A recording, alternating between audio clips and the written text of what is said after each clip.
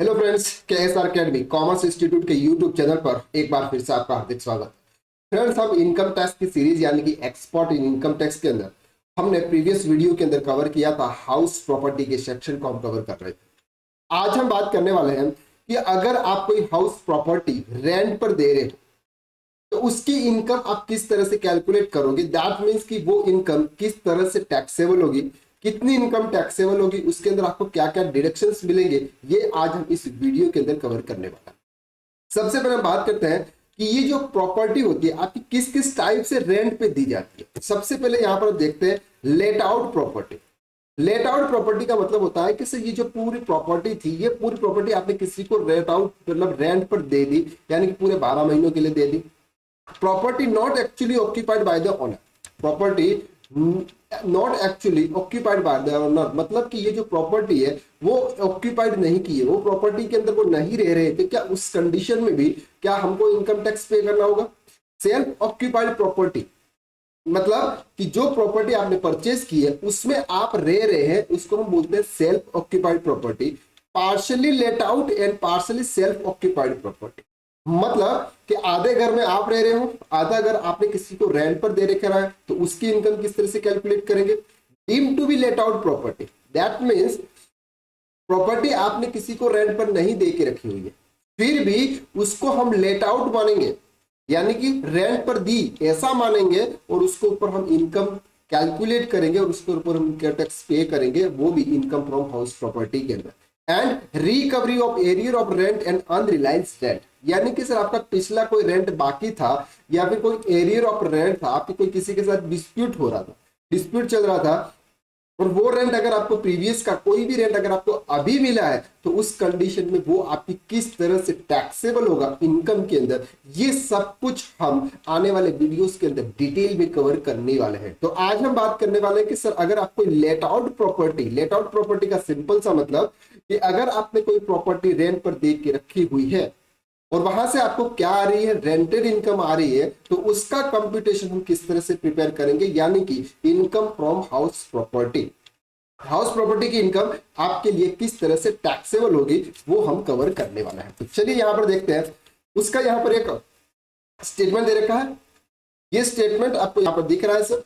Computation of the class, computation of income from house property of the assessment year. Assessment year का मतलब होता है कि जिस ईयर में गवर्नमेंट को टैक्स मिलता है उसको हम असेसमेंट ईयर बोलते हैं। सबसे पहला ऑप्शन आता है gross annual value.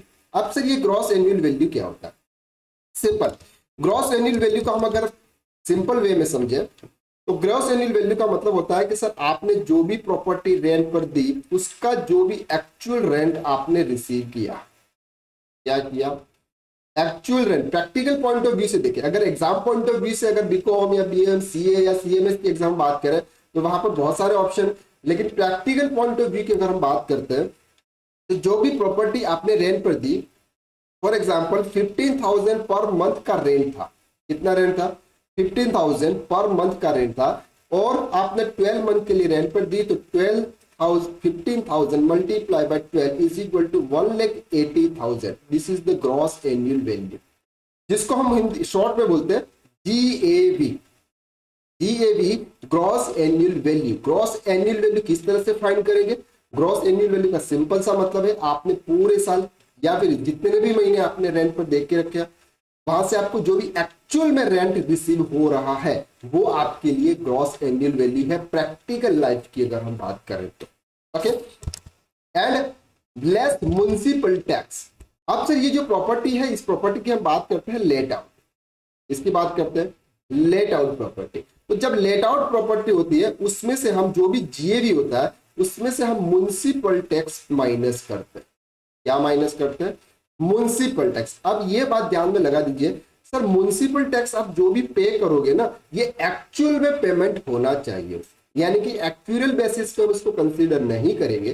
For example previous 2 साल के, फॉर एग्जांपल हम मान के चलते हैं कि 21-22 और 22-23 का जो म्युनिसिपल टैक्स था, फॉर एग्जांपल 4,000 यहाँ पे और 4,000 यहाँ पे, टोटल आपने 8,000 का म्युनिसिपल टैक्स आपने 22-23 में पे किया, तो म्युनिसिपल टैक्स आप यहां पर माइनस करेंगे सर 8,000।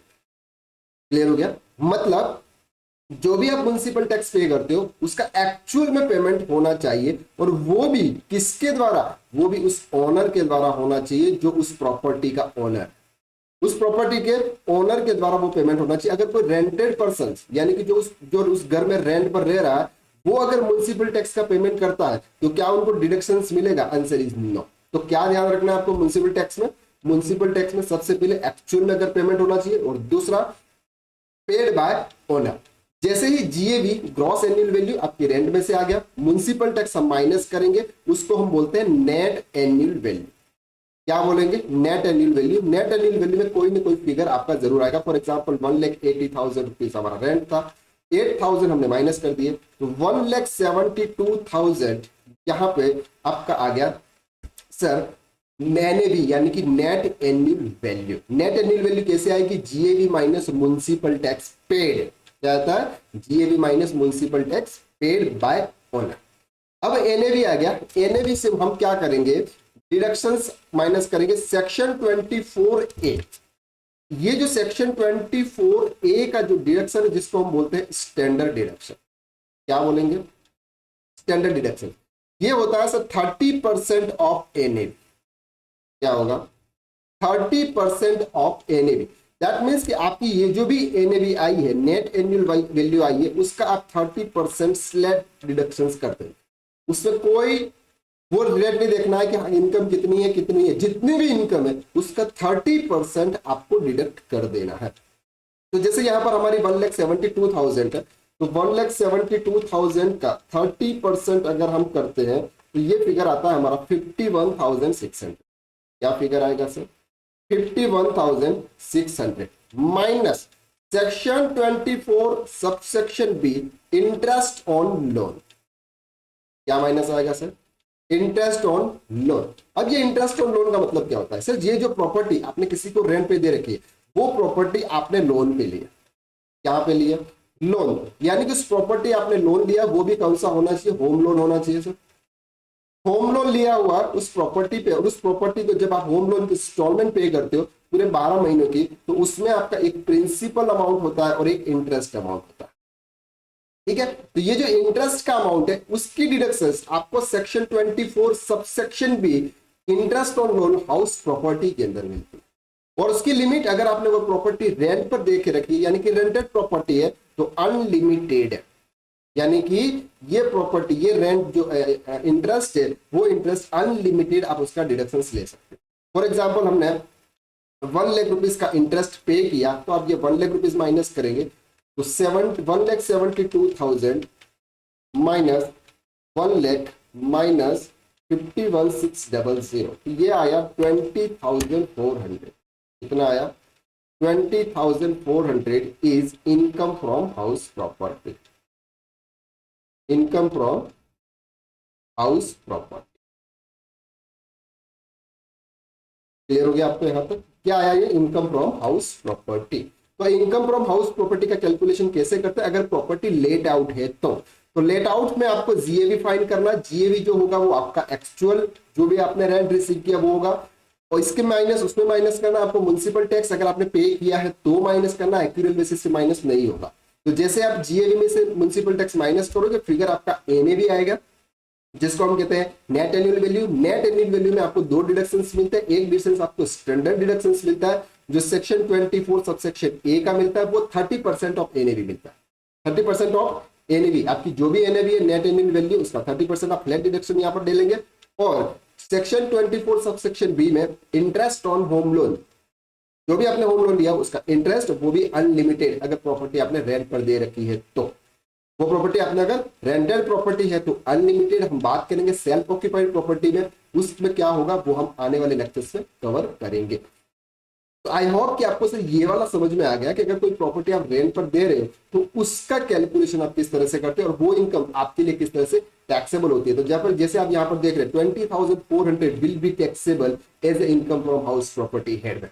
तो सैलरी है, सैलरी के साथ में अगर आप 20,400 भी आप ऐड करेंगे फिर आपकी जो भी स्लैब रेट होगी उस स्लैब रेट के हिसाब से आपको इनकम टैक्स पे करना होगा। वो हम धीरे धीरे आने वाले लेक्चर्स में कवर करने वाले हैं। तो अगर आपने हमारे इस चैनल को सब्सक्राइब नहीं किया तो प्लीज इस चैनल को सब्सक्राइब कर लो ताकि आप income tax, GST, account, TDS, TCS, payroll, PF, SIC, advance Excel और कॉस्टिंग एफएम के अंदर आप एक्सपर्ट बन सको और अच्छा पैसे कमा सको। तो आज के लिए बस इतना ही। नेक्स्ट वीडियो में हम फिर से मुलाकात करते हैं, तब तक के लिए थैंक यू सो मच।